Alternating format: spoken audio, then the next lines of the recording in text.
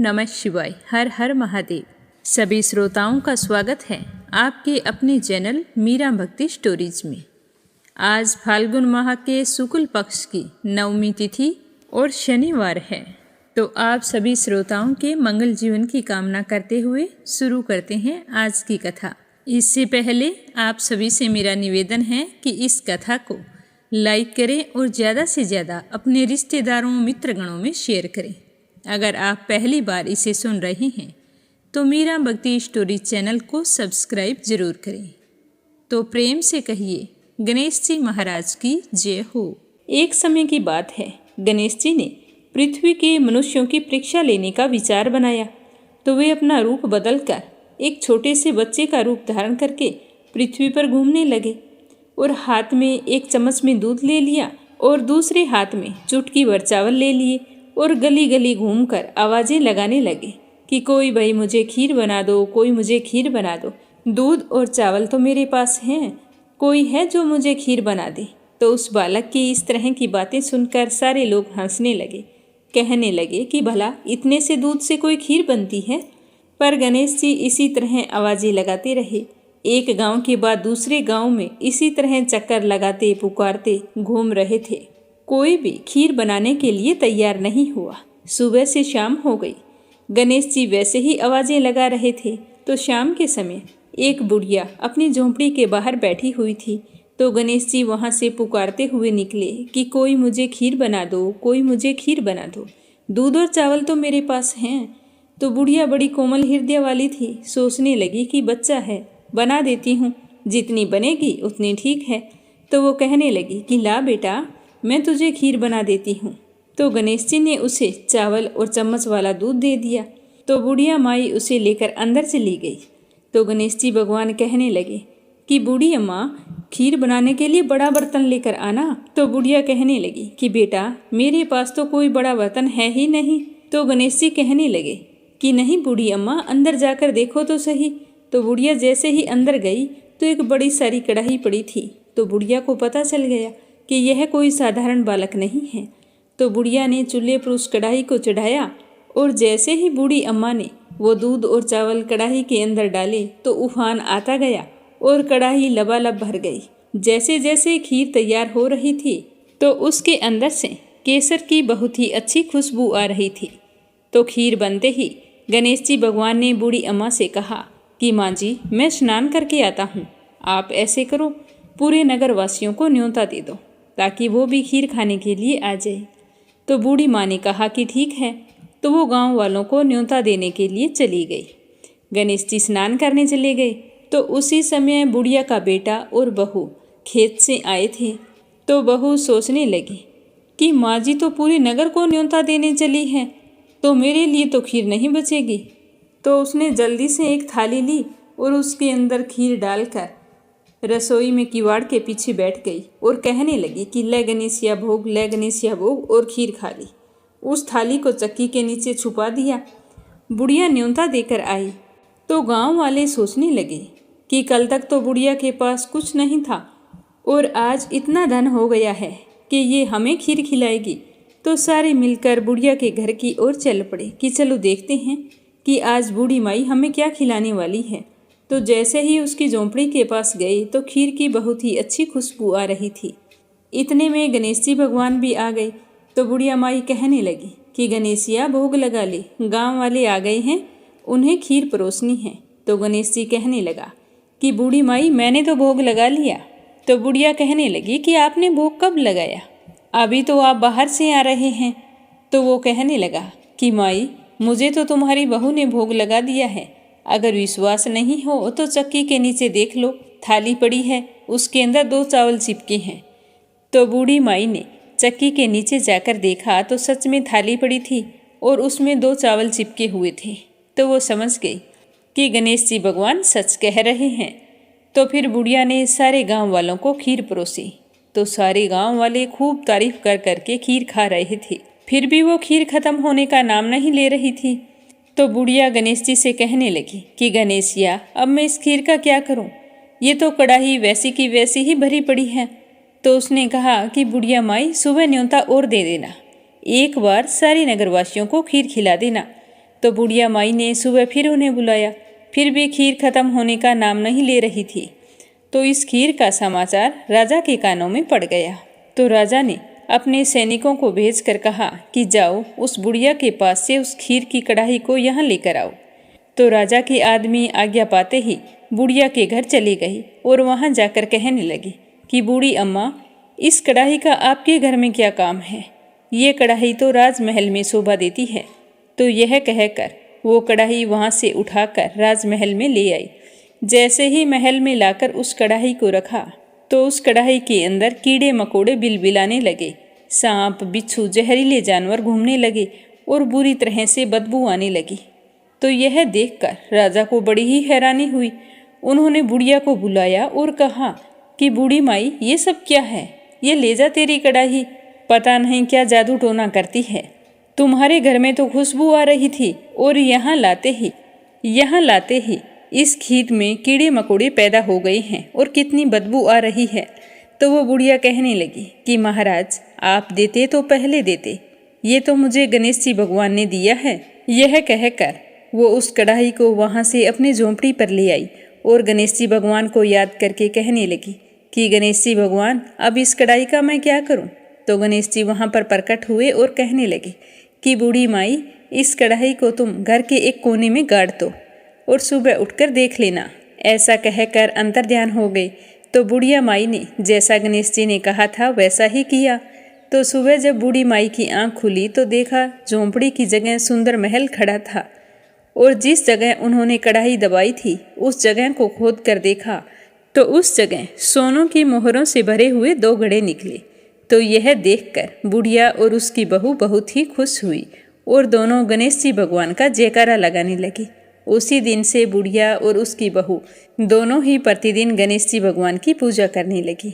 हे गणेश जी भगवान, जैसा आपने बुढ़िया को दिया वैसा सबको देना। कहानी कहने वाले को, सुनने वाले को और हुंकारा भरने वाले को सभी की सारी मनोकामनाएं पूर्ण करना। बोलो गणेश जी महाराज की जय हो। अब आपने सुनेंगे शनि देव की कथा। बोलो शनि देव की जय हो। बोलो भोले शंकर की जय हो। एक समय की बात है कि स्वर्ग लोक में 9 ग्रहों में आपस में वाद विवाद हो गया कि सबसे बड़ा कौन है। सभी देवता अपने आप को बड़ा बता रहे थे। विवाद इतना बढ़ गया कि आपस में युद्ध की स्थिति बन गई और सारे देवतागण मिलकर देवराज इंद्र के पास पहुँचे और वहाँ जाकर कहने लगे कि हे देवराज, आज आपको हमारा ये निर्णय करना है कि हम सब में से सबसे बड़ा कौन है। देवताओं का यह प्रश्न सुनकर देवराज इंद्र भी उलझन में पड़ गए। भगवान इंद्र सोचने लगे कि मैं इनके प्रश्न का उत्तर देने में असमर्थ हूँ। अगर किसी एक को बड़ा बताऊंगा तो दूसरा नाराज हो जाएगा और यूं ही सभी देवताओं की ईर्ष्या का पात्र बन जाऊंगा। तो इस तरह सोच विचार करने के बाद में देवराज इंद्र कहने लगे कि देवताओं, मैं आपके प्रश्न का उत्तर देने में असमर्थ हूँ। हम सभी लोग पृथ्वी लोक में उज्जैनी नगरी में राजा विक्रमादित्य रहते हैं, उन्हीं के पास चलते हैं। सुना है कि वे सभी का न्याय करते हैं, तो हमारा न्याय भी अवश्य करेंगे। तो देवराज इंद्र सभी देवताओं को लेकर उज्जैनी नगरी में जा पहुँचे।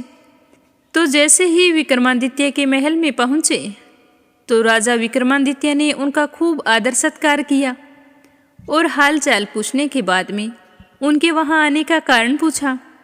तो देवताओं ने कहा कि राजा विक्रमादित्य, हमारे सामने एक बड़ी ही विकट समस्या उत्पन्न हो गई है, आप उसका निवारण कर सकते हैं। आपको ये बताना होगा कि हम सब में से बड़ा कौन है। तो देवताओं की बात सुनकर विक्रमादित्य भी परेशान हो उठे। सोचने लगे कि सभी देवता अपनी अपनी शक्तियों के कारण महान हैं।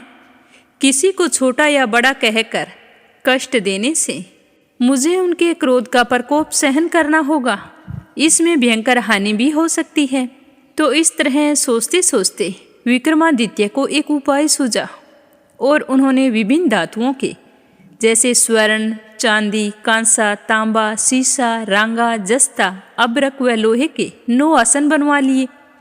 धातुओं के गुणों के अनुसार 9 आसनों को सभी देवताओं के पीछे रख दिया और फिर देवताओं को कहा कि अब आपको अपने अपने सिंहासन पर बैठना है। तो देवताओं के बैठने के बाद राजा विक्रमादित्य ने कहा कि आपका निर्णय तो स्वयं हो गया है। जो सबसे पहले सिंहासन पर विराजमान हुआ वो सबसे बड़ा है। तो राजा विक्रमादित्य के निर्णय को सुनकर शनि देवता ने सबसे पीछे आसन पर बैठने के कारण अपने आप को छोटा जान लिया और क्रोधित होकर कहने लगा कि राजा विक्रमादित्य, आपने मेरा अपमान किया है। तुम मेरी शक्तियों से परिचित नहीं हो। मैं तुम्हारा सर्वनाश कर दूंगा। तो इस तरह गुस्से में शनिदेव कहने लगे कि सूर्य 1 राशि पर 1 महीने, चंद्रमा 2.25 दिन, मंगल 1.5 महीने, बुध और शुक्र 1 महीने, बृहस्पति 13 महीने रहते हैं, लेकिन मैं किसी की राशि पर 7.5 वर्ष तक रहता हूँ, जिसे 7.5 कहते हैं। बड़े बड़े देवताओं को भी मैंने अपने प्रकोप से पीड़ित किया है। श्री राम को भी 7.5 के कारण ही वन में जाकर रहना पड़ा और रावण को 7.5 के कारण ही युद्ध में मृत्यु का शिकार बनना पड़ा। राजा, अब तो मेरे प्रकोप से कभी नहीं बच सकता। तो इस तरह शनिदेव का क्रोध राजा विक्रमादित्य चुपचाप सुनते रहे। उन्होंने बोलकर कुछ नहीं कहा। अन्य देवता तो प्रसन्नता के कारण चले गए, परंतु शनिदेव बड़े ही क्रोध के साथ वहां से विदा हुए। यह बात राजा विक्रमादित्य को बिल्कुल भी अच्छी नहीं लगी, पर क्या कर सकते थे। 1-2 दिन तक तो राजा के मन में यह बात चलती रही कि मेरी वजह से शनिदेव दुखी हो गए हैं, और फिर राजा अपने काम काज में भूल गए। पहले की तरह ही न्याय करते रहे। उनके राज्य में सभी स्त्री पुरुष बहुत आनंद से जीवन यापन कर रहे थे। इस तरह कुछ महीने बीत गए, परंतु शनिदेव अपने अपमान को कभी नहीं भूले। उन्हें तो वो बराबर सूल की तरह चुभ रहा था। तो शनिदेव ने राजा विक्रमादित्य से बदला लेने के लिए एक दिन घोड़े के व्यापारी का रूप धारण किया और बहुत सारे घोड़ों के साथ उज्जैनी नगरी जा पहुँचे। जब इस बात का पता राजा विक्रमादित्य को लगा कि राज्य में कोई घोड़े का व्यापारी आया है, तो उन्होंने अपने अश्वपाल को कुछ घोड़े खरीदने के लिए भेज दिया। तो अश्वपाल व्यापारी के रूप में आए शनिदेव के पास पहुँचे और राजा के घोड़े खरीदने की बात कही। तो व्यापारी ने कहा कि घोड़े बहुत कीमती हैं, आपके राजा नहीं खरीद सकते। तो अश्वपाल ने जब वापिस आकर घोड़ों के बारे में बता दिया कि घोड़े बहुत कीमती है और व्यापारी कह रहा है कि आपके राजा घोड़े नहीं खरीद सकते, तो राजा विक्रमादित्य स्वयं वहां चलकर गए और वहां जाकर घोड़ों को देखने लगे। घोड़े एक से बढ़कर एक थे। राजा को बड़े ही पसंद आ रहे थे। तभी देखते देखते राजा ने एक बहुत ही सुंदर और शक्तिशाली घोड़े को पसंद कर लिया और घोड़ों के व्यापारी से कहने लगे कि मुझे यह घोड़ा पसंद है, इसका क्या दाम लोगे मुझे बताओ, तुम्हें मुंह मांगा दाम दिया जाएगा। तो व्यापारी कहने लगा कि आप इस पर सवार होकर इसकी चाल तो देख लो, अगर कोई कमी हुई तो मैं तो यहाँ से चला जाऊँगा। तो राजा को व्यापारी की बात बड़ी पसंद आई।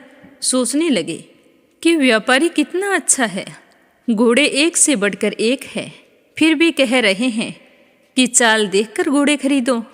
तो राजा बहुत ही खुश हुए और घोड़े की चाल देखने के लिए उस पर सवार हो गए। तो वह घोड़ा बिजली की गति से दौड़ पड़ा। राजा बहुत ही प्रसन्न हो रहे थे, लेकिन घोड़ा तो रुकने का नाम नहीं ले रहा था। तेज से तेज दौड़ता हुआ राजा को दूर एक जंगल में ले गया। तो यह देखकर राजा भी घबरा गए कि घोड़ा रुक क्यों नहीं रहा है। तो फिर अचानक से वह घोड़ा एक घने जंगल में घुस गया और राजा को वहीं गिराकर जंगल में ही कहीं गायब हो गया। अब राजा को तो अपने नगर लौटने के लिए रास्ता भी नजर नहीं आ रहा था, तो वो जंगल में ही भटकने लगे, लेकिन उन्हें लौटने का कोई रास्ता नहीं मिला। राजा भूख प्यास से बेचैन हो गए थे। सूर्य अस्त होने वाला था, तो राजा को एक रास्ता नजर आया। उस रास्ते पर चलते चलते जैसे ही कुछ दूर बढ़े तो उन्हें एक चरवाहा मिला जो अपनी भेड़ों को लेकर अपनी गांव की तरफ जा रहा था। तो राजा ने उससे पानी मांगा, तो उस चरवाहे ने राजा को पानी पिला दिया। तो राजा को पानी पीकर बहुत ही संतुष्टि मिली। तो राजा ने उस चरवाहे को अपनी अंगूठी निकाल कर दे दी और फिर उससे पूछा कि यह रास्ता किस ओर जाता है। तो वह चरवाहा कहने लगा कि यह पास ही के नगर में जाता है। तो राजा उसी रास्ते पर चलते हुए पास के नगर में पहुंच गए। नगर में घुसते ही एक सेठ की दुकान थी, तो दुकान पर बैठकर कुछ देर आराम किया।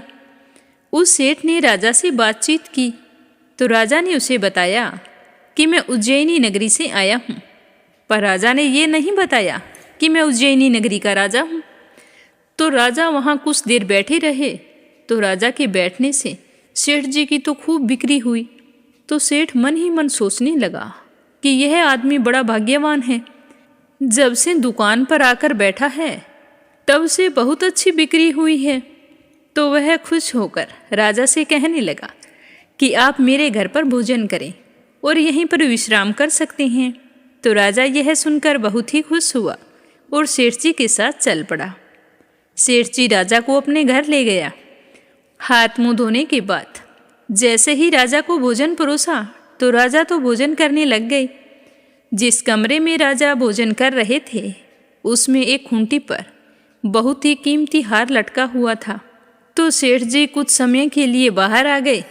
सेठ जी के कमरे से बाहर निकलते ही एक आश्चर्यजनक घटना घटी।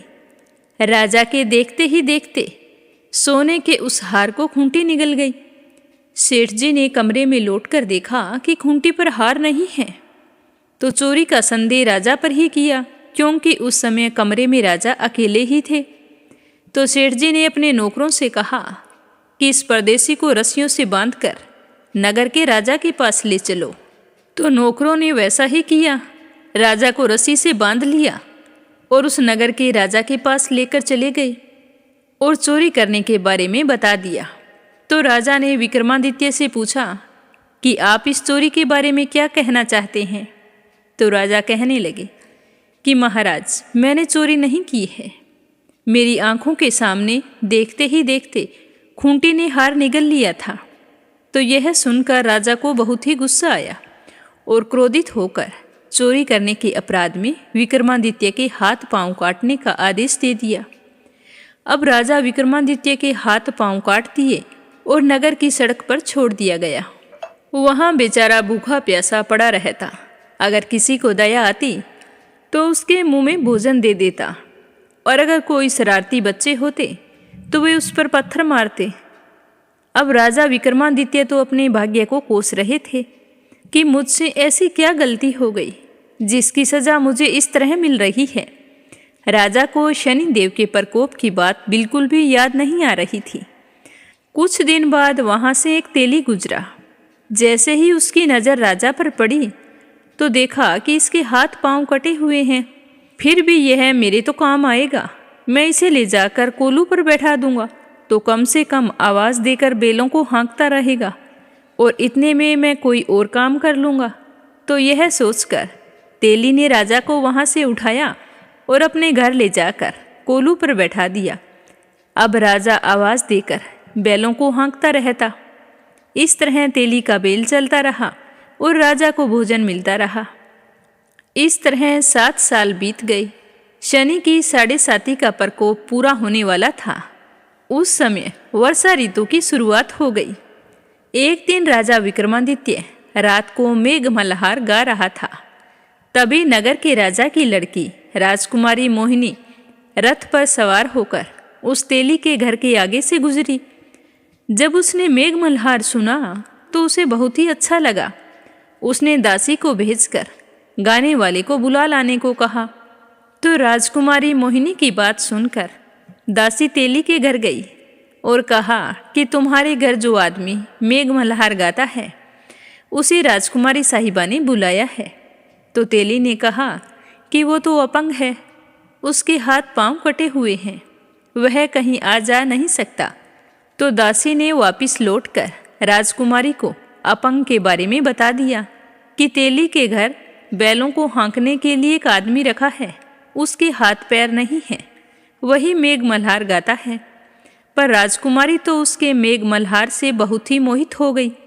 उसने सब कुछ जानकर भी उस अपंग से विवाह करने का निश्चय कर लिया और खाना पीना छोड़कर उदास होकर बैठ गई। जब इस बात का पता राजा और रानी को लगा तो वो अपनी राजकुमारी के पास आए और पूछा कि बेटा, इस तरह से खाना पीना त्याग कर उदास होकर क्यों बैठी हो? तो राजकुमारी कहने लगी कि पिताजी, तेली के घर एक अपंग आदमी है, मैं उससे विवाह करना चाहती हूँ। तो उसके माँ बाप तो सुनकर हैरान हो गए। राजा और रानी ने मोहिनी को खूब समझाया कि बेटी, तेरे भाग्य में तो किसी राजा की रानी बनना लिखा है, फिर तू क्यों उस अपंग से विवाह करके अपने पांवों पर कुल्हाड़ी मार रही है? पर राजकुमारी ने अपनी जिद नहीं छोड़ी। वह अपनी जिद पूरी करने के लिए अन्न जल का त्याग करके बैठी रही और प्राण त्यागने का निश्चय कर लिया। तो अपनी बेटी की ये हालत देखकर राजा और रानी बहुत ही उदास और दुखी हो गए।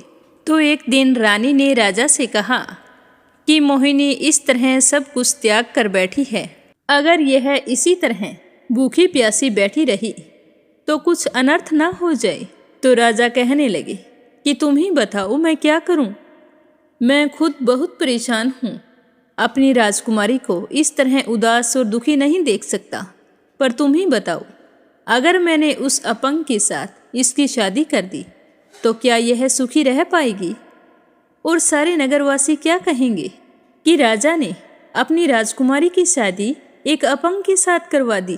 तो राजा की बात सुनकर रानी ने कहा कि हे स्वामी, इसके भाग्य में जो लिखा है वही होगा, हमारे हाथ में कुछ भी नहीं है।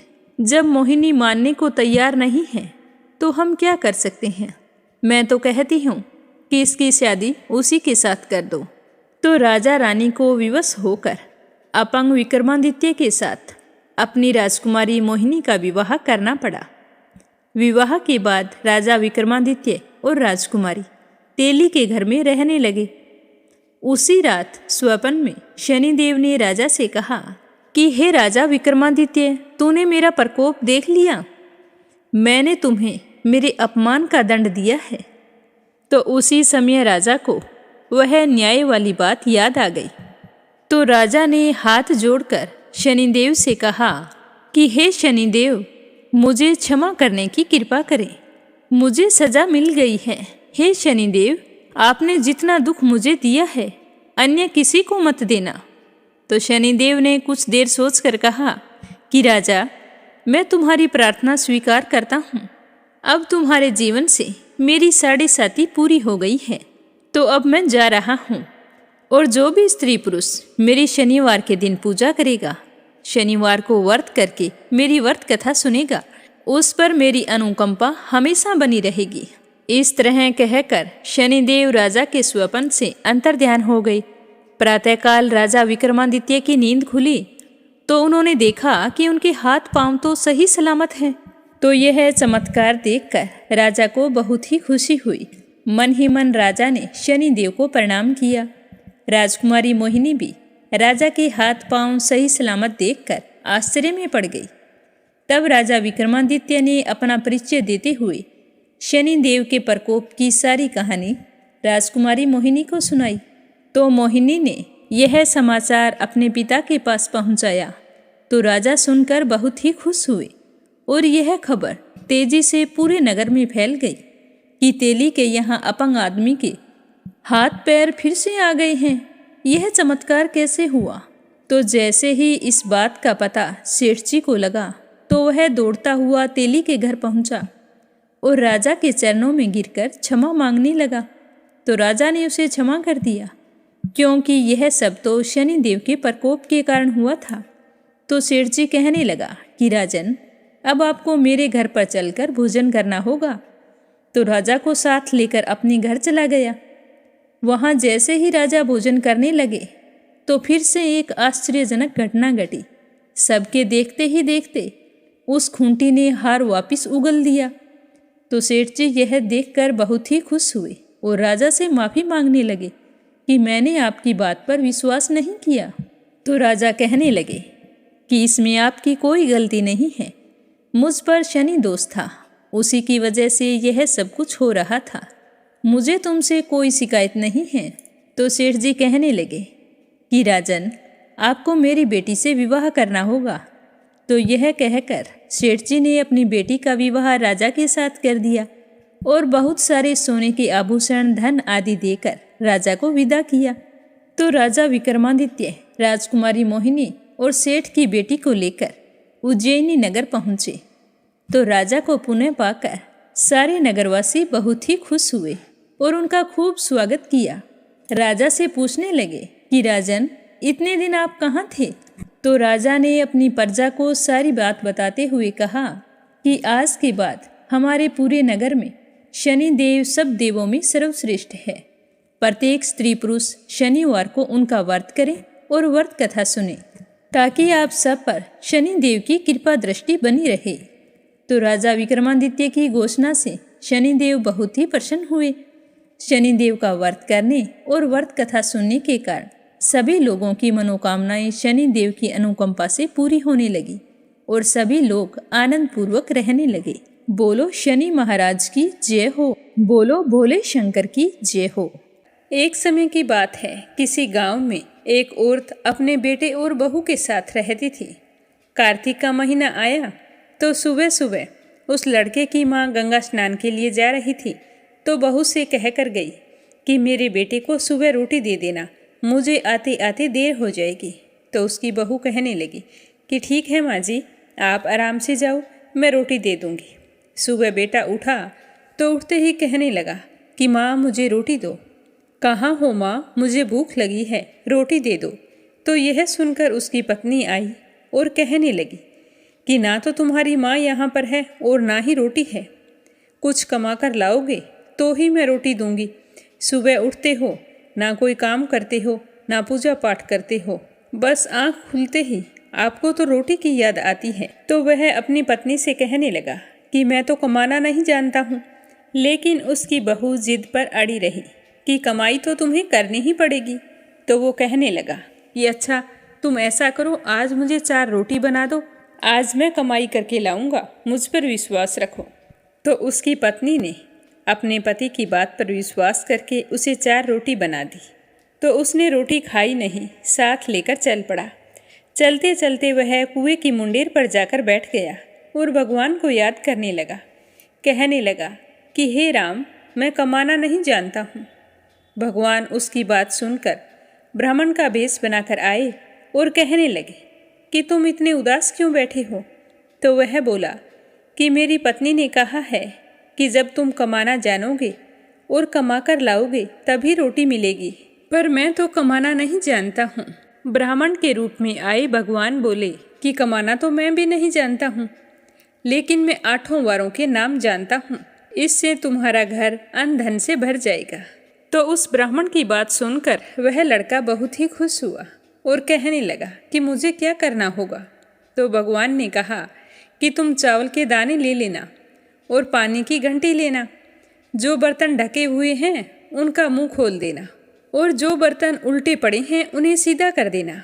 इस तरह सारी बात बताकर भगवान के रूप में आए ब्राह्मण ने कथा कहनी शुरू की और वह श्रद्धा भाव से सुनने लगा कि रविवार, सोमवार, मंगलवार, बुधवार, बृहस्पतिवार, शुक्रवार, शनिवार 8 वारों का आसरा, भरियो पीहर सासरा। इसके बाद उसके घर में अटूट भंडार होते चले गए। जब वह घर पहुंचा तो उसकी पत्नी ने पूछा कि क्या लाए हो? तो उसने कहा कि 8 वारों का नाम लाया हूँ। तो उसकी पत्नी सोचने लगी कि चलो कुछ ना कुछ तो लेकर आया, वरना सोने और खाने के अलावा कोई चीज़ का ध्यान नहीं था। तो उसका पति अपनी पत्नी से कहने लगा कि जाओ चावल के दाने और पानी की घंटी लाओ। जो औंधे मुंह पड़े हैं उन्हें सीधा कर दो, जो बर्तन ढके हुए हैं उनका मुख खोल दो। तो उसकी पत्नी जाकर चावल ले आई और पानी की घंटी लाई। जो बर्तन औंधे पड़े थे उन्हें सीधा कर दिया, जिन पर ढक लगा था उनका ढक उतार कर रख दिया। फिर पति कहानी कहने लगा, पत्नी सुनने लगी कि रविवार, सोमवार, मंगलवार, बुधवार, गुरुवार, शुक्रवार, शनिवार 8 वारों का आसरा, भरियो पीहर सासरा। तो इस तरह कथा सुनने से उनका घर अन्न धन से भर गया। एक दिन वह अपनी पत्नी से कहने लगा कि मैं अपनी बेटी से मिलने जा रहा हूँ। तो उसकी पत्नी ने उसके लिए जल्दी से खाना बना दिया। तो वह फटे से कपड़े पहनकर अपनी बेटी से मिलने के लिए चला गया। जैसे ही बेटी के यहाँ गया तो बच्चे कहने लगे कि माँ, नाना आए हैं, नाना आए हैं। तो उन बच्चों की माँ बोली कि नाना क्या आए हैं, 2 वक्त की मुफ्त की रोटियां तोड़ने आई हैं। तो यह बात जब उसके पिताजी ने सुनी तो बेचारा सोचने लगा कि गरीबी सब कुछ कहला देती है। तो उसका पिताजी अपनी बेटी के पास जाकर उससे कहने लगा कि बेटी, मुझसे 8 वारों की कहानी सुन लो। तो बेटी ने जवाब दिया कि पिताजी, मैं भोजन कर रही हूँ और मेरा मुख जूठा है, मैं तुम्हारी कहानी नहीं सुन सकती। तो पिताजी बेचारा भूखा ही सो गया, क्योंकि उसका तो नियम था, सुबह शाम वो 7 वारों की कहानी कहता था। अगले दिन सुबह बेटी को अपने पिता पर तरस आ गया। वो मन ही मन सोचने लगी कि कमाई नहीं करते हैं तो क्या है तो मेरे पिताजी, रात को भूखे ही सो गए, काश मैं हाथ धोकर इनकी कहानी सुन लेती। तो उसने जल्दी से अपने पिताजी को उठाया और कहा कि पिताजी, खड़े हो जाओ, स्नान कर लो और फिर आप अपनी कहानी मुझे सुनाना। तो उसके पिताजी ने स्नान करके कहा कि बेटा, चावल के दाने लाओ और पानी की घंटी लाओ। जो बर्तन औंधे मुंह पड़े हैं उन्हें सीधा कर दो, जो ढके हुए हैं उनका मुंह खोल दो। तो पिताजी ने कहानी कही, बेटी ने सुनी कि रविवार, सोमवार, मंगलवार, बुधवार, गुरुवार, शुक्रवार, शनिवार, 8 वारों का आसरा, भरियो पीहर सासरा। तो इससे उस बेटी के घर में भी अन्न धन के भंडार भरते चले गए।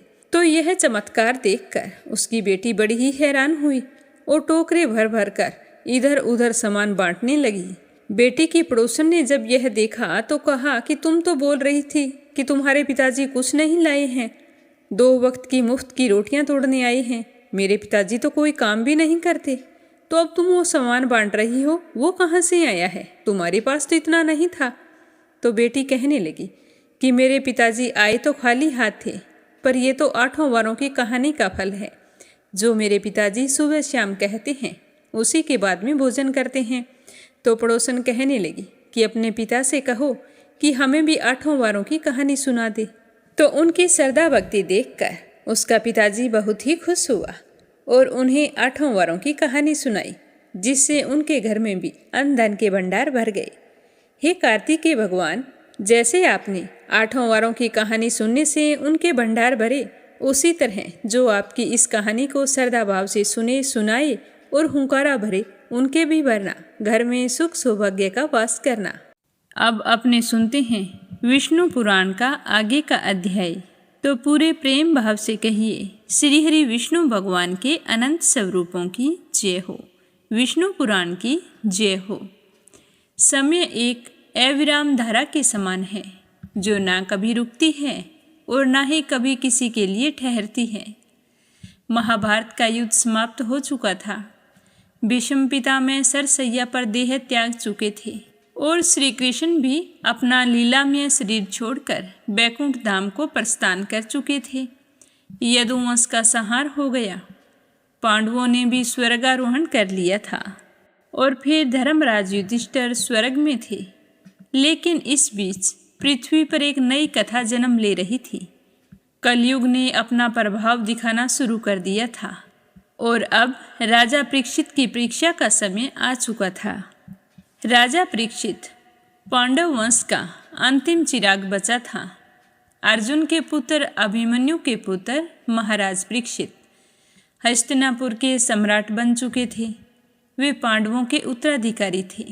उनकी बुद्धि और नीति में युधिष्ठिर की झलक थी। उनकी वीरता अर्जुन के समान थी।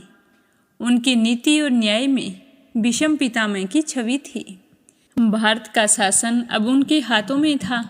उन्होंने अपने शासन में धर्म, सत्य और न्याय को स्थापित किया। सारी प्रजा बहुत ही सुखी थी। ब्राह्मण और ऋषि यज्ञ हवन कर रहे थे। संत और महात्मा स्वतंत्र रूप से धर्म चर्चा कर रहे थे। अपराध नगण्य थे। लेकिन यह कलयुग का आरंभ था, तो कलयुग धीरे धीरे अपने प्रभाव को फैलाने का प्रयास कर रहा था। लेकिन जब तक महाराज परीक्षित का राज्य था, तब तक अधर्म को कोई स्थान नहीं मिला। कोई झूठ नहीं बोलता था, कोई व्यभिचार नहीं करता था, कोई क्रोध और लोभ में नहीं फंसता था। चोरी, हिंसा और अन्याय विलुप्त थे। यह कलयुग के लिए एक बहुत बड़ी बाधा थी। तो एक दिन कलयुग ने एक योद्धा का रूप धारण किया और परीक्षित के सामने प्रस्तुत हो गया। उसने कहा कि हे राजन, यह तो मेरा युग है। अब सतयुग, त्रेता युग और द्वापर युग समाप्त हो चुके हैं। अब मेरी बारी है। अब लोग मोह माया में बंधेंगे, अधर्म बढ़ेगा, सत्य कम होगा। लेकिन महाराज परीक्षित ने तलवार उठाई और गरज कर कहा कि जब तक मैं जीवित हूँ, अधर्म को मेरे राज्य में स्थान नहीं मिलेगा। तो यह सुनकर कलयुग तो भयभीत हो गया। उसने राजा परीक्षित से कहा कि हे राजन, यदि आप मुझे अपने राज्य में स्थान नहीं देंगे तो मैं कहाँ जाऊँगा। तो राजा परीक्षित को ज्ञात था कि युग चक्कर को कोई रोक नहीं सकता। तो उन्होंने कहा कि हे कलयुग, मैं तुम्हें अपने राज्य में नहीं आने दूंगा, लेकिन यदि तुम्हें कहीं रखना है तो केवल मैं तुम्हें 4 स्थान देता हूँ। 4 स्थान जहाँ कलयुग को रहने की अनुमति मिली। और वो 4 स्थान थे जहाँ झूठ बोला जाता हो, जहाँ मदिरा और नशीले पदार्थों का सेवन किया जाता हो, जहाँ हिंसा और हत्या होती हो, जहाँ व्यभिचार और अनैतिक आचरण होता हो। पर कलयुग के लिए तो यह एक बड़ा आघात था, क्योंकि राजा परीक्षित के शासन काल में ऐसा कहीं भी संभव नहीं था। तो वह इस तरह निराश हुआ, अपने प्रभाव को सीमित पा रहा था। लेकिन कलयुग बहुत ही चतुर था। उसने तुरंत कहा कि हे राजन, आपने मुझे 4 स्थान दिए हैं, लेकिन यह भी तो देखिए कि सोने के लोभ में मनुष्य किस प्रकार पथभ्रष्ट हो जाता है। जहाँ धन होगा वहाँ लोभ होगा, जहाँ लोभ होगा वहाँ झूठ, हिंसा और अधर्म होगा। इसीलिए मुझे सोने में भी स्थान दें। तो महाराज परीक्षित कुछ क्षण के लिए विचार में पड़ गए। सोच विचार करने के बाद में कहने लगे कि हे कलयुग, यह सत्य है कि जहाँ सोना होगा वहाँ लोभ और अधर्म आएगा। इसीलिए मैं तुम्हें सोने में भी स्थान देता हूँ। अब इस तरह कलयुग को अपनी चतुराई से 5वां स्थान भी मिल गया, और वो भी सोने में। अब वह अधर्म धीरे धीरे फैलने की तैयारी करने लगा। अब राजा परीक्षित अपने शासन में पूर्ण रूप से व्यस्त थे। लेकिन एक दिन एक विचित्र घटना घटी। महाराज परीक्षित शिकार खेलने के लिए गए तो जंगल में इधर उधर घूमते हुए वे एक ऋषि के आश्रम पर पहुंच गए। वे बहुत थके हुए थे और उन्हें बहुत जोरों की प्यास लगी थी। उन्होंने ऋषि से जल मांगा, लेकिन ऋषि ध्यान मगन थे। उन्होंने ध्यान नहीं दिया और ना ही कोई उत्तर दिया।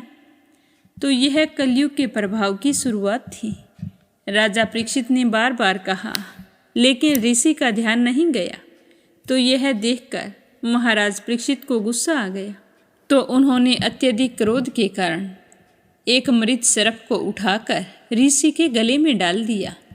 अब यही क्षण था जिसने कलयुग को हस्तिनापुर में प्रवेश करने का अवसर दिया। यह जानते हुए भी कि ऋषि ध्यान में थे, महाराज परीक्षित ने यह कार्य किया। यह उनके चरित्र में पहली बार अधर्म की छाया थी। अब यह कलयुग की पहली जीत थी। महाराज परीक्षित, जिन्होंने अपने शासनकाल में धर्म और सत्य की स्थापना की थी, आज वो स्वयं ही अधर्म के प्रभाव में आ गए थे। कलयुग ने अपना पहला प्रहार सफलतापूर्वक पूरा कर लिया था। महाराज परीक्षित ने ऋषि के ध्यान को भंग करने के लिए उनके गले में एक मृत सांप डाल दिया। यह उनका पहला अपराध था, यही उनकी पहली भूल थी और यही उनका पहला क्रोध जनित निर्णय था। लेकिन उनका यह अपराध क्षमा करने योग्य नहीं था। जब ऋषि का पुत्र श्रृंगी अपने आश्रम पर आया तो उसने देखा कि उसके पिताजी के गले में एक मृत सांप लटक रहा है। तो उनकी आंखों में क्रोध की ज्वाला भड़क उठी और कहने लगा कि कौन है वह मूर्ख जिसने मेरे पिताजी का ऐसा अपमान किया है। उन्होंने क्रोधित होकर संपूर्ण वातावरण में तपस्वी ऊर्जा भर दी और ये आवाज़ वनों में गूंज उठी। पशु पक्षी भयभीत होकर इधर उधर भागने लगे। देवता भी स्तंभ होकर देखने लगे कि क्या हो गया। तभी श्रृंगी ऋषि ने श्राप दिया कि जिस किसी ने भी यह अपराध किया है वह आज से 7 दिन के बाद ही मृत्यु को प्राप्त हो जाएगा। उसे तक्षक नाग डस लेगा और वह इस संसार को छोड़ देगा। जब राजा परीक्षित को इस श्राप के बारे में पता चला तो वे अत्यंत दुखी हो गए। उन्होंने आत्मचिंतन किया कि मुझसे यह क्या हो गया और कैसे हो गया। मैंने तो अपने जीवन भर धर्म और सत्य का पालन किया था। कलयुग से मैंने लड़ाई लड़ी, परंतु स्वयं उसके प्रभाव में आ गया। उन्होंने महसूस किया कि यह उनके अंत का संकेत था, लेकिन उन्होंने हार नहीं मानी। वो अपने आप से कहने लगे कि यदि मेरे जीवन के केवल 7 दिन शेष हैं तो मैं इन्हें व्यर्थ नहीं जाने दूंगा। उन्होंने तुरंत अपना राजपाट छोड़ने का निर्णय लिया और गंगा तट पर आ गए। राजसी वस्त्र त्याग कर सन्यासी का वेश धारण किया। अपना मन पूर्ण रूप से भगवान श्री हरि के चरणों में लगा दिया। संपूर्ण संसार की माया त्याग कर वे केवल ब्रह्म ज्ञान की खोज में लग गए। अब परीक्षित केवल आत्मज्ञान चाहते थे, तो वो सोच रहे थे कि अब मुझे केवल श्री कृष्ण का ध्यान करना है। अब मुझे केवल मृत्यु के बाद का सत्य जानना है। अब केवल मुझे मोक्ष की ओर बढ़ना है। जब राजा परीक्षित ने यह निर्णय लिया तो उनकी ख्याति संपूर्ण ब्रह्मांड में फैल गई। देवता, ऋषि, महर्षि और संतगण यह सब देखने के लिए आए कि धर्मराज युधिष्ठिर के वंशज अब जीवन के अंतिम क्षणों में क्या करेंगे। तभी एक और दिव्य घटना घटी कि वहाँ पर महर्षि सुखदेव जी प्रकट हो गई। वे वेदों के पूर्ण ज्ञाता थे। वे भगवान श्री कृष्ण के पर ब्रह्मा स्वरूप को जानने वाले थे। वे स्वयं व्यास जी के पुत्र थे, जो कभी गर्भ से जन्मे ही नहीं थे। जैसे ही परीक्षित ने सुखदेव जी को देखा तो वे उनके चरणों में गिर पड़े और कहने लगे कि हे ऋषिवर, मैं धन्य हूँ, आप स्वयं मेरे समक्ष पधारे हैं। अब मेरी एक ही जिज्ञासा है कि मृत्यु के समय मुझे क्या करना चाहिए। तो राजा परीक्षित की बात सुनकर सुखदेव जी मुस्कुराए और कहने लगे कि हे राजन, यह प्रश्न केवल तुम्हारा ही नहीं है, यह प्रश्न तो संपूर्ण मानव जाति का है। और इस प्रश्न का उत्तर केवल एक है, हरि की भक्ति और भागवत कथा। यही वह क्षण था जब भागवत महापुराण का शुभारंभ हुआ था। राजा परीक्षित अपने जीवन के अंतिम समय में केवल श्री कृष्ण की भक्ति कर रहे थे। उन्होंने संपूर्ण 7 दिनों तक भागवत कथा सुनी। उनकी आत्मा शुद्ध हो गई, उनका मोह समाप्त हो गया और उनका भय नष्ट हो गया। अब वे मृत्यु को सहज रूप से स्वीकार कर चुके थे। और 7वें दिन नियत समय पर तक्षक नाग आया। उसने अपने भयंकर विष से परीक्षित को डस लिया, जिसके कारण राजा परीक्षित का सारा शरीर वशम हो गया, लेकिन उनकी आत्मा मुक्त हो गई। और इस तरह राजा परीक्षित ने मोक्ष को प्राप्त किया। राजा परीक्षित संसार के बंधनों से मुक्त हो चुके थे। वे श्री हरि के धाम में प्रवेश कर गए थे। अब वो जन्म मरण के चक्कर से भी मुक्त हो गए थे। महाराज परीक्षित की कथा हमें यह सिखाती है कि अधर्म को जितना रोकोगे वह उतना ही प्रबल होगा। क्रोध हमेशा विनाश की ओर ले जाता है। अंत समय में केवल हरि भक्ति ही जीवन का सार है। कलयुग को पूरी तरह रोका नहीं जा सकता, लेकिन धर्म से उस पर नियंत्रण रखा जा सकता है। भागवत कथा और श्री कृष्ण की भक्ति ही मोक्ष का मार्ग है। महाराज परीक्षित तो श्री हरि के धाम चले गए, लेकिन उनके बाद यह संसार कलयुग के प्रभाव में आ गया। अब कलयुग पूरी तरह फैलने को तैयार था, क्योंकि अब कलयुग को कोई रोकने वाला नहीं था। जो धर्म अब तक महाराज परीक्षित के शासन में सुरक्षित था, वह अब संकट में आ गया था। सत्य, तप, दया और सोच, धर्म के ये चारों स्तंभ डगमगाने लगे थे। अधर्म, असत्य, आलस्य और पाप, इनका प्रभाव बढ़ने लगा था। कलयुग अब खुले रूप में फैलने लगा था।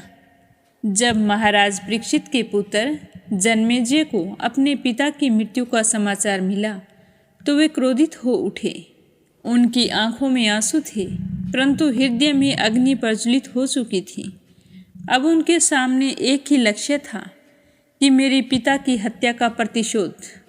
तो उन्होंने संकल्प लिया कि वे संपूर्ण नागवंश का नाश कर डालेंगे।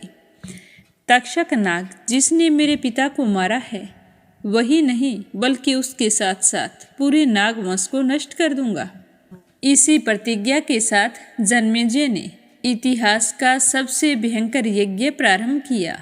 यह यज्ञ इतना शक्तिशाली था कि जब मंत्रों का उच्चारण होता तो हजारों नाग आकाश से जलकर गिरने लगते। ब्राह्मणों द्वारा उच्चारित मंत्र नागों को खींचकर अग्नि में प्रविष्ट करा देती। संपूर्ण नागलोक भय और विनाश के सागर में डूब चुका था। वासुकी नागों का राजा भयभीत होकर भगवान शिव से प्रार्थना करने लगा कि हे प्रभु, हमारा विनाश तय हो चुका है। यदि यह यज्ञ नहीं रुका तो संपूर्ण नागवंश समाप्त हो जाएगा। सर्प यज्ञ की प्रचंड अग्नि ने नागलोक में हाहाकार मचा दी। राजा जन्मेजय का महान सर्प यज्ञ पूरे वेग से आगे बढ़ रहा था। सैकड़ों ब्राह्मण वेद मंत्रों का उच्चारण कर रहे थे। अग्नि के चारों ओर आचार्यगण बैठे हुए थे, जो मंत्रों की शक्ति से सर्पों को आकाश से खींचकर यज्ञ अग्नि में गिरा रहे थे। नागलोक में त्राहिमाम मचा हुआ था। अनंत, वासुकी, तक्षक, करकोटक, पद्म और अन्य सभी नागराज इस प्रचंड यज्ञ की अग्नि से भयभीत थे और प्रार्थना कर रहे थे कि हे देवों, यदि यह यज्ञ नहीं रुका तो हम सब का अंत निश्चित है। तक्षक नाग जिसने महाराज परीक्षित को डसा था, भयभीत होकर इंद्रदेव के पास शरण लेने के लिए गया। उसने स्वर्गलोक जाकर इंद्रदेव से विनती की कि हे देवराज, आप त्रिलोकी के स्वामी हैं, मेरी रक्षा कीजिए। यदि वह यज्ञ नहीं रुका तो मैं भी जलकर भस्म हो जाऊंगा। तो इंद्र ने तक्षक नाग को अपने सिंहासन के नीचे छुपा लिया। परंतु नियति ने नागों के संहार को रोकने के लिए एक महान पुरुष को भेजा, महर्षि आस्तिक को। महर्षि आस्तिक जरत्कारु के पुत्र थे। उनकी माता स्वयं एक नाग कन्या थी, मनसा देवी। आस्तिक मुनि बचपन से ही अत्यंत विद्वान और तपस्वी तथा वेदों के ज्ञाता थे। जब उन्होंने देखा कि नागवंश पर संकट आया है तो उन्होंने इसे रोकने का निश्चय किया। वे राजा जन्मेजय के यज्ञ मंडप की ओर बढ़े। जब आस्तिक मुनि यज्ञ स्थल पर पहुंचे तो उनके तेजस्वी स्वरूप को देखकर समस्त ब्राह्मण और राजा स्वयं भी उठ खड़े हुए। राजा जन्मेजय ने हाथ जोड़कर कहा कि हे मुनिवर, आपका आगमन अत्यंत शुभ है। कृपया करके बताइए कि मैं आपकी क्या सेवा कर सकता हूँ। तो महर्षि आस्तिक ने बड़े ही शांत भाव से कहा कि हे राजन, आपका यह यज्ञ अत्यंत प्रचंड है। इससे संपूर्ण नागलोक जल रहा है। कृपया करके इसे रोक दीजिए। तो महर्षि आस्तिक की बात सुनकर जन्मेजय क्रोधित हो उठे और कहने लगे कि मुनिवर, आप मुझसे यह कैसे कह सकते हैं कि मेरे पिता की मृत्यु नागों के कारण हुई है? क्या मैं प्रतिशोध भी ना लूं? तो आस्तिक मुनि मुस्कुराए और बोले कि हे राजन, प्रतिशोध लेना उचित है, किंतु अति करना धर्म नहीं है। क्या सभी नाग दोषी हैं? क्या छोटे छोटे नाग के बालकों ने भी तुम्हारे पिता को डसा था? क्या निर्दोष नागिनें और उनके शिशुओं को भी जलाना धर्म है? तो ऋषि आस्तिक की बात सुनकर जन्मेजय गंभीर हो गई और उन्होंने ब्राह्मणों की ओर देखा। तो ब्राह्मण कहने लगे कि हे राजन, आस्तिक मुनि सत्य कह रहे हैं, अधर्म मत होने दीजिए। तो जन्मेजय ने अपनी तलवार म्यान में रखी और घोषणा की कि हे आस्तिक मुनि, मैं आपके वचन का सम्मान करता हूँ और मैं अपना यज्ञ यहीं पर समाप्त करता हूँ। तो यह सुनते ही नागलोक में आनंद की लहर दौड़ गई। वासुकी और अन्य नागों ने भगवान का सह धन्यवाद किया। तक्षक नाग जो इंद्रदेव के सिंहासन के नीचे छिपा था, वह भी बच गया। राजा जन्मेजय ने आस्तिक मुनि से कहा कि हे मुनिवर, आपने हमें धर्म का सही मार्ग दिखलाया है, कृपया करके हमें आशीर्वाद भी प्रदान करें। तो आस्तिक मुनि ने राजा जन्मेजय को आशीर्वाद दिया कि हे राजन, तुम्हारी कीर्ति अमर रहेगी। तुम्हारे वंश में युगों युगों तक धर्म की रक्षा करने वाले राजाओं का जन्म होगा। इस प्रकार महान सर्प यज्ञ समाप्त हुआ और नागवंश की रक्षा हुई। जन्मेजय ने प्रतिशोध की अग्नि को धर्म की ठंडी छांव में बदल दिया। पर क्या इतना कुछ होने के बाद में अब कलयुग का प्रभाव रुकेगा या धर्म को कोई और संकट आने वाला है? यह अपने जानेंगे कल के अध्याय में। तो आज की कथा को यहीं पर विराम देते हैं। आगे क्या हुआ यह सुनेंगे कल की कथा में। तो प्रेम से कहिए श्री हरि विष्णु भगवान की जय हो, विष्णु पुराण की जय हो।